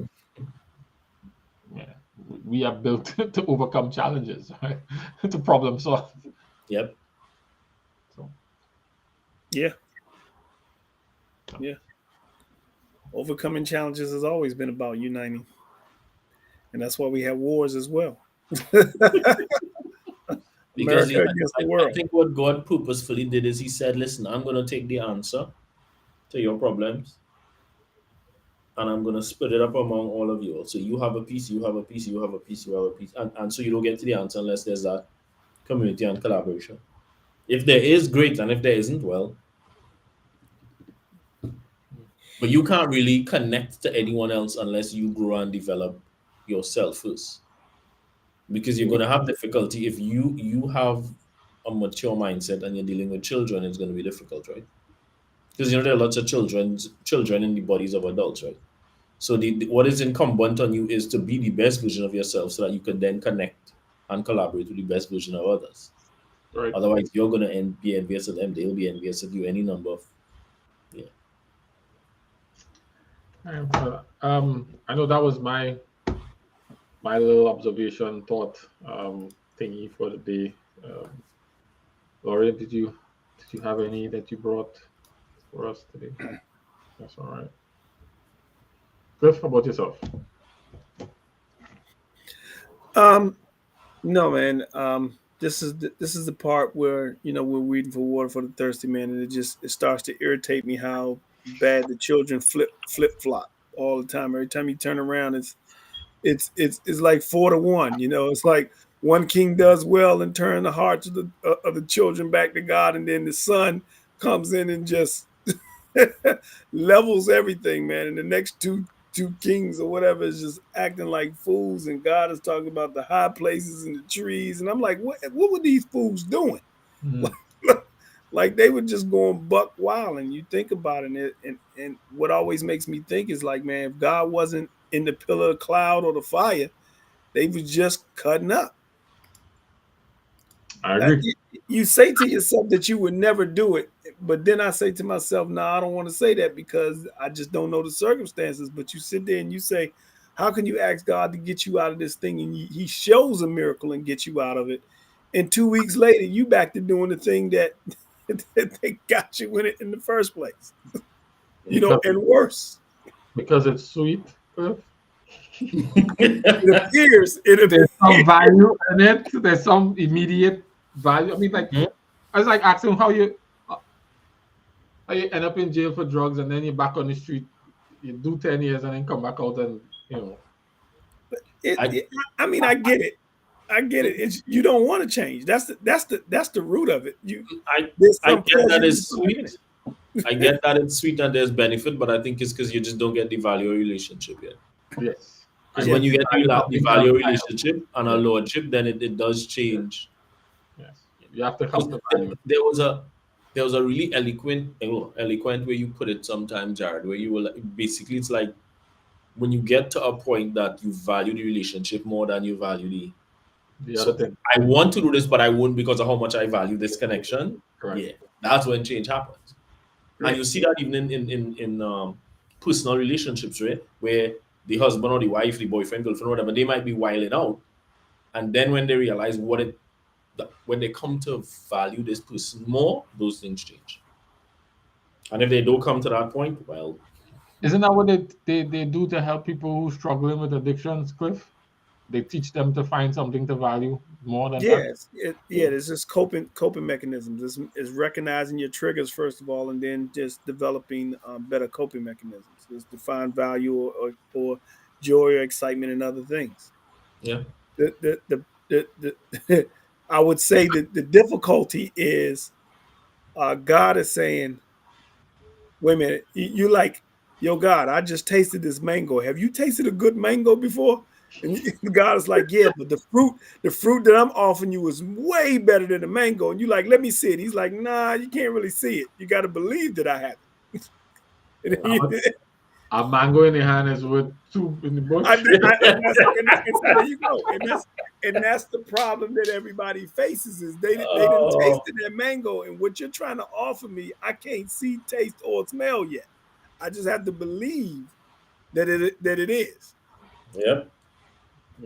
And that's the issue. That's the problem. That goes all the way to the root of addiction. It is, man, you telling me to give up something that I know how I feel when it's happening. I know it's bad for me, but I still know what it feels like, what it does for me. So to be fair to God, though, almost every time he shows up and offers somebody something, he gives them something tangible to show them what he could offer them. Like before he asked the disciples to leave and follow him, he gave them the biggest catch that they could ever have. Yep. Mm-hmm. He didn't just show up and say, "Come," right? He showed up in a big way and rescued the Israelites out of Egypt, and they had the whole water thing. And before he entered in covenant with them, right? Mm-hmm. You see what I did there? Enter covenant with me, and I have more like that for you. Mm-hmm. So he's not just offering a thing that you can't see. At least he's demonstrated a pattern of not just calling people blindly like that. And the people he does kind of call blindly like that already have established relationships with him. Yeah. Agree. Not disagreeing at all. But how many previews do we get and still not get that? Oh, well, that's true. The children of Israel, 600,000 of them, they got that preview. They experienced it, but they didn't value it. Correct. Right. So I don't know if you guys saw. I don't even know how it came up in my feed. Apparently Drake has a gambling habit, and he lost like $3 million in one night with someone of his buddies he's gambling with, right? And people are like, oh, it doesn't matter. He has a $400 million deal with, I don't know, XM, satellite radio or whatever. And people said, it's while he has money, he hasn't learned to value the value of money. Maybe because you didn't have it and now you have so much of it, you never really that transition that so when you get the world of it, you still waste it because you never learned. And that's why it's always incumbent on us to understand the benefit of a process. The point of a process is to get you to the point where you value what you should value. So trying to buck the process doesn't help anybody, right? Because if you get the results without the process, you'll never value. That's my takeaway, Jerry. I know it's not time for takeaways yet, but I'm holding on to that. I'm holding on to that. Wow. That was a word. Shannon did throw something up. You threw it up for a second. Yeah, I said they still had to move on faith first, though. They couldn't see it at first. They had to believe. Mm-hmm. They had to be desperate enough to believe. I think sometimes God leverages that. Yeah. Oh, you're hungry? You say you're hungry? Yeah. Try this macaroni pie. You mean I have more macaroni? I know I have more macaroni pie. I have macaroni pie. I have milk. I have honey. I have grapes that will gotta carry between two people. Mm-hmm. Everybody will have their own wine, the vine, and their own thing, and the house is already built. You just have to show up and take it. Yep. I mean, have people living there too. You have to put them out too, but he's still getting a business house. You know how to build more houses. Don't worry about that. Don't worry about them. They'll be gone. No, you gotta throw them out. When you think about that, man, it just it tickles me. It's like, yeah, God promised, like, you ain't gotta build nothing, you ain't gotta do nothing. It's all this for you. There's some people there with it, but don't worry about it. They're gonna be good. They're gonna be good. They about to get evicted. They just don't know it yet. Yeah. I mean, when you look at because all these guys had was the Torah, right? Torah. Mm-hmm. Well, by then they didn't have that. They just had some of the prophets, right? Mm-hmm. But later on, when you look at Israel, and they have the example of like David and Jonathan, two of you all scale a cliff and dispatch, what was it, 40,000 soldiers or something. It's like God is always showing you, don't worry, when it comes to evicting them, I got you. I'll make them flee from your presence. So the one bit of work you have to do, even that I'm making easy for you. Yeah. Yeah, you just have to, like Shannon said, you have to believe first, though. You gotta believe, you gotta trust, you gotta have faith. But he don't just make you do it blind, though. He gives you something to anchor that faith in. Yep. Because it's about relationship, right? Yeah. That's why he said, how could you hate your brother who you've seen? Who you're supposed to be in a relationship with, but you want to love me who you've never seen. A little bit iffy there. Yeah. So when you have conversations with people who are struggling to understand this, because the world is really trying to beat Christianity into some huge joke, but Yeah. but when you have conversations with people in reference to all this, people say, but there's no signs. I haven't seen any signs. There's been nothing that proves to me that he is. And then my mind goes to, wicked and perverse generation asks for a sign, and no sign will be given it to them. However, I think about it that my grandparents' grandparent was the one who saw the sign. But I'm 10 generations down and I haven't seen, I've only heard the story of what they said. But you live in any house. You live in any house that they move into that was already pre-built for them. Wait, tell me, you see the sign. You just put up a garage on this house that you didn't have to pay for, that you don't have no mortgage for. I got you. I got you. It's those conversations that happen. I mean, the Teaching thing the for me young that I can say is that I've had experiences myself, but I understand it to a certain extent. I can look back on miracles that God has personally done in my life and those around me that I can say, yep, nothing but God. Even if I fell short, I can't ever say God didn't show himself to be honest and true to me. I wouldn't have an excuse at all. So here's the challenge of faith. Mm-hmm. The opposite of faith is certainty, not doubt. Mm-hmm. Right? So faith does not, the belief in God, while it is rooted in things, they are not beyond a reasonable doubt things. Yep. Right? Or else it wouldn't be faith. Mm-hmm. It's enough evidence for you to believe, but enough lack of evidence that you could also plausibly doubt. Yep. For example, I think it's John 9, where the blind since birth gets healed, right? And they trying to figure out how we get healed. Like they doing the interview with him, and he's like, well, I don't know if he's the son of God, but how many people blind from birth just get healed like that? Like, if that is not a sign that God is with him, what is? What is? Yeah. And they are like, tell us again how you got healed, because we don't believe God is with him. And rightfully so, he's just an ordinary farmer. I mean, he's just an ordinary carpenter. No big deal. Like, I wasn't there when it actually happened. Maybe there was some other thing there that happened. Maybe the guy wasn't already blind. Let me call his parents. Maybe he wasn't blind. Maybe he was a facade. Maybe he was faking. Maybe he was a scammer, right? And maybe now this is his newest scam. Like, there's this space for doubt. Maybe he just wake up one day and he could see. And it had nothing to do with Jesus, right? Maybe the mud had some magical healing property that we could put into a tablet and right? Maybe put it in the lab and synthesize it and rub it on other people's eyes, and maybe it had nothing to do with Jesus. And that is the nature of faith.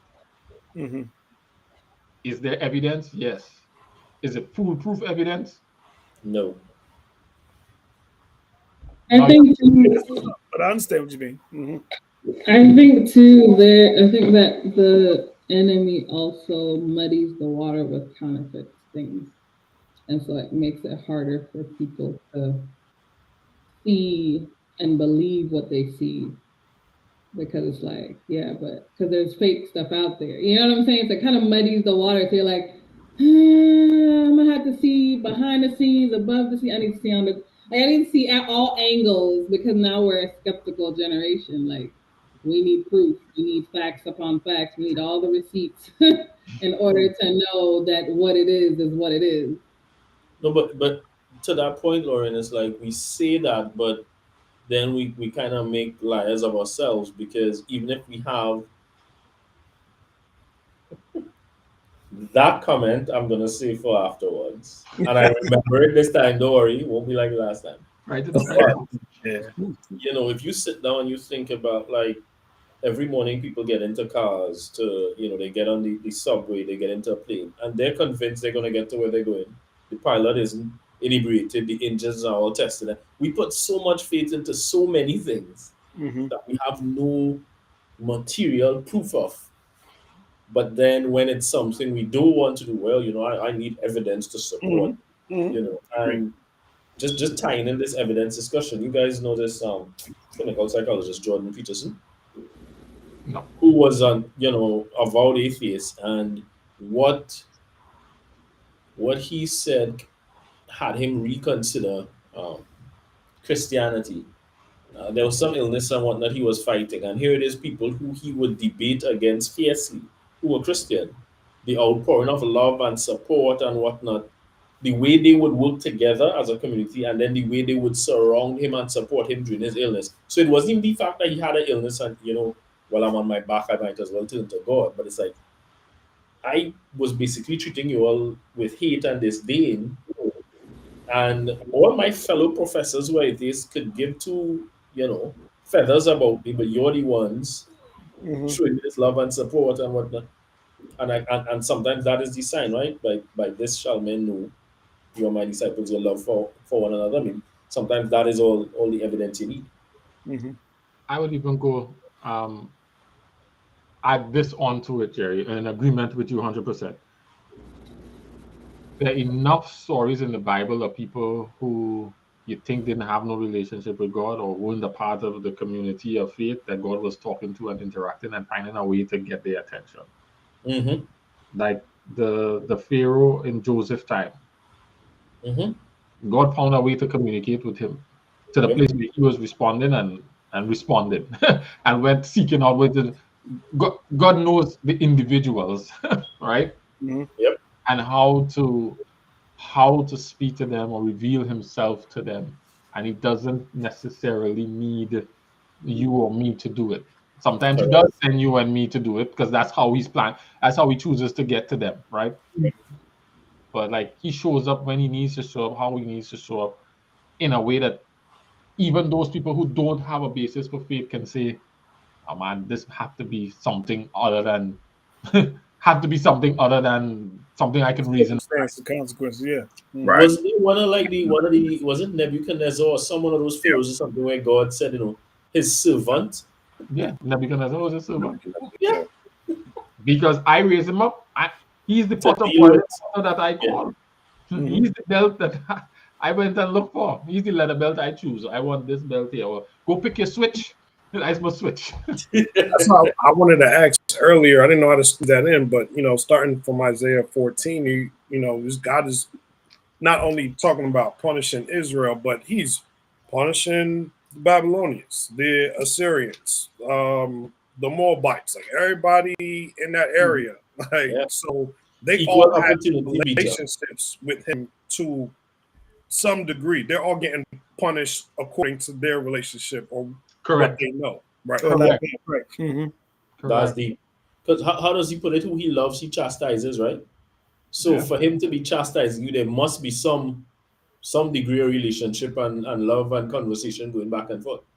And Right. some kind of expectation that he has that you know of, that he's Yep. holding you to. Yep. Right. Wow. Right. Courtney, I Which never even thought about that. Wow. which speaks to, you know, maybe the idea that we have about, you know, the Satan and his deceit. If God is showing this track record of not pulling the trigger for punishment without having done his due diligence, we can't look at any instance of punishment outside of that character. Mm. Like Mm. he's not just getting up in the morning and striking people down. Like he does strike people down, No but it's doubt. not. But it's at least the record of him that we have throughout history, at least through the at least through this, the record that this provides is that it's not arbitrary Yeah. and it's not without forewarning for a lengthy period, And forbearance. or due diligence at the very least. Mm. Because even before he went down and destroyed Sodom and Gomorrah, he said, I come down to see for myself if what I hearing from up there is legit. Yep. I went and check. And yeah, boy, they don't have nobody there, boy. We Yeah. had to do this, boy. Yeah. Light them up. I think something happens with humankind, or when they have this like fleshly security, this ease. I think I Comfort was kills thinking about people. Jerome was talking about it earlier. Like, we just assume that we're going to get up and leave the house and get to our destination, and that's it's supposed to happen. There's just like this presumption that happens, and I think from our reading of the Old Testament, these past couple weeks, I keep seeing that led to issues like that.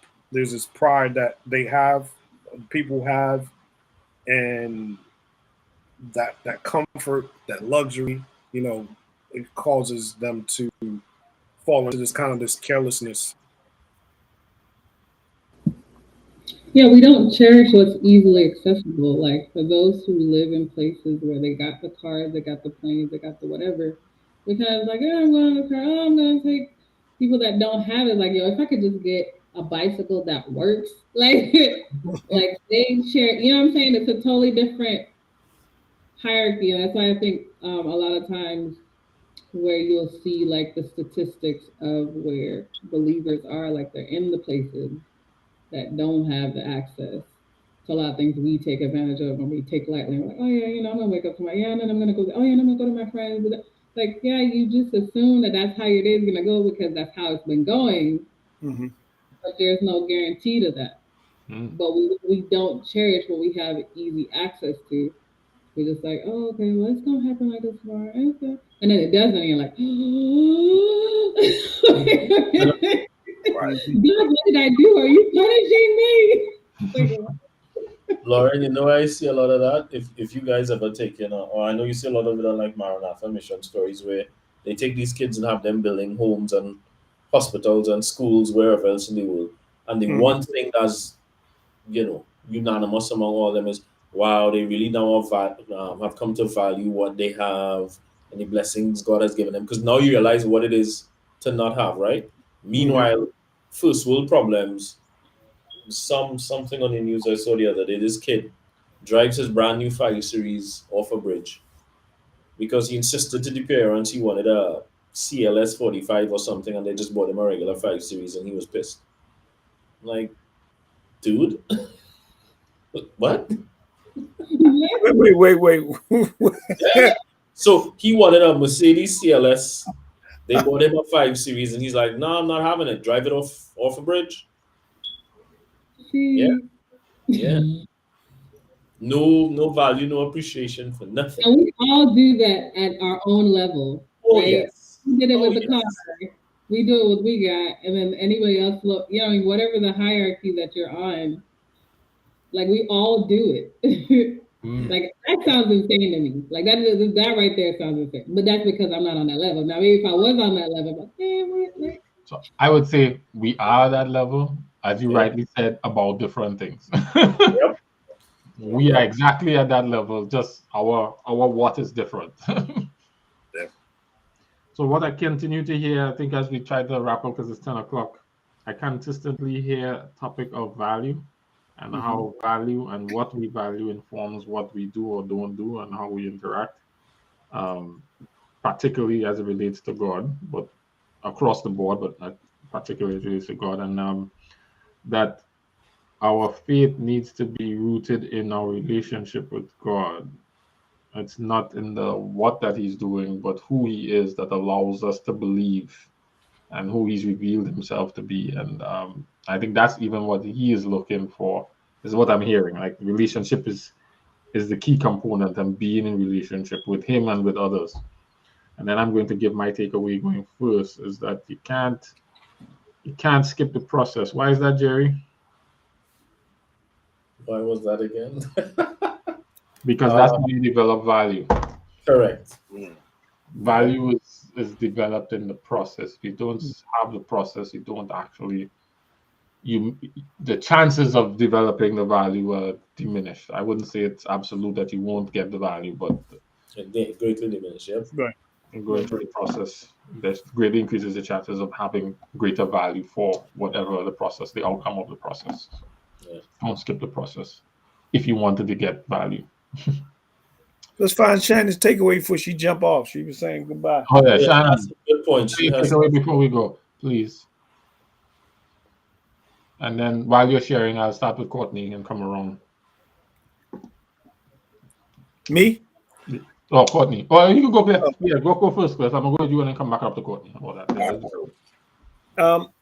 Yeah, my takeaway is going to be real simple, man. That again, tonight's discussion has caused me to know that I really have to take note of my relationship with God and the relationship that He is fostering in me and through me. Tonight has brought that out a little more clear for me. So that's my takeaway, that I have to be mindful of those relationships. Lauren?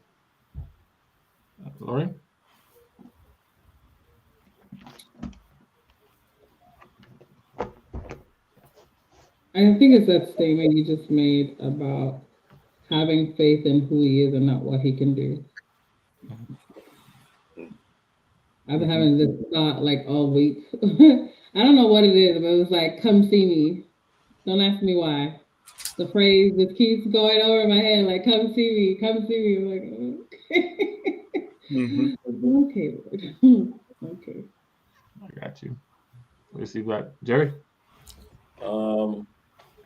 Start Hosea 11:1-5, where it's because they refuse to repent, right? So it's like whatever I permit, because He has a permissive will and a preferred will, right? So whatever He prefers or whatever He permits, it's just to the end of preserving you and preserving the relationship. It's never just beat the block off for you for the sake of beating the block off for you. It's not punitive. Yep.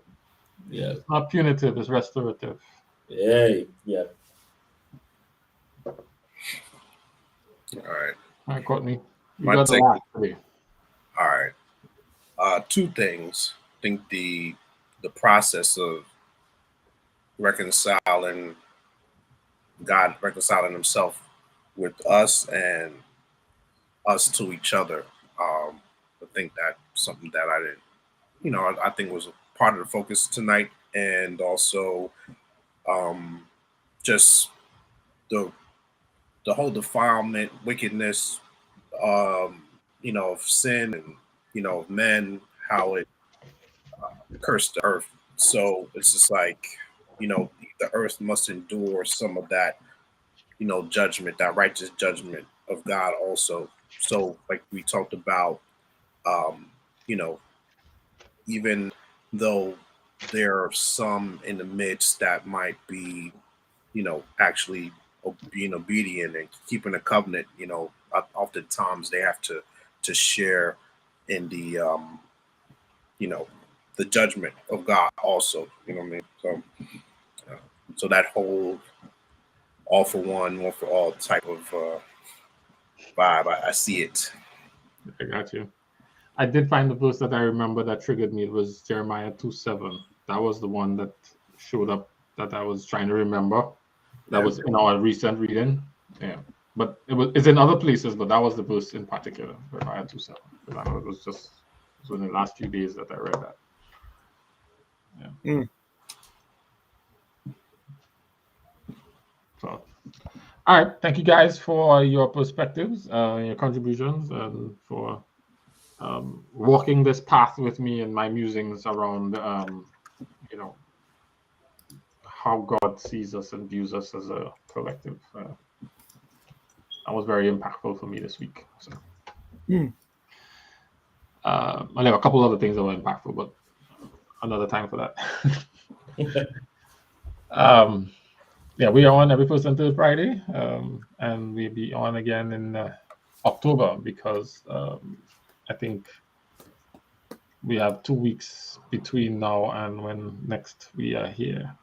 The next Friday that is the first is October 7th, so that's like 3 Fridays from now. So because the holidays fell, there's like 5 Fridays in September. So October 7th will be off for like 2 weeks. But so enjoy the time off, and hopefully in that 3 weeks or so, we have a whole lot to talk about. Yes, we will. That's it. All right. If anybody who's online wants to join the conversation, please hit me up, and we can get you a space in here. I think we can go up to 10. So, anytime you want to, just hit us up, and we can make that happen. All right. Anybody want to pray to close us out?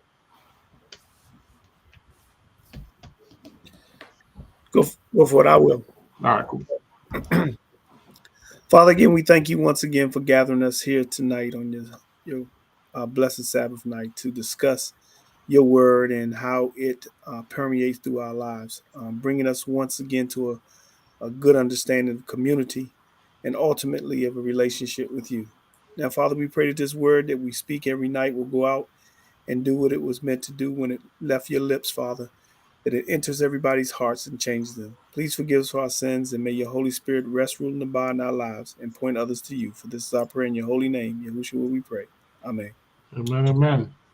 Thank you, everybody.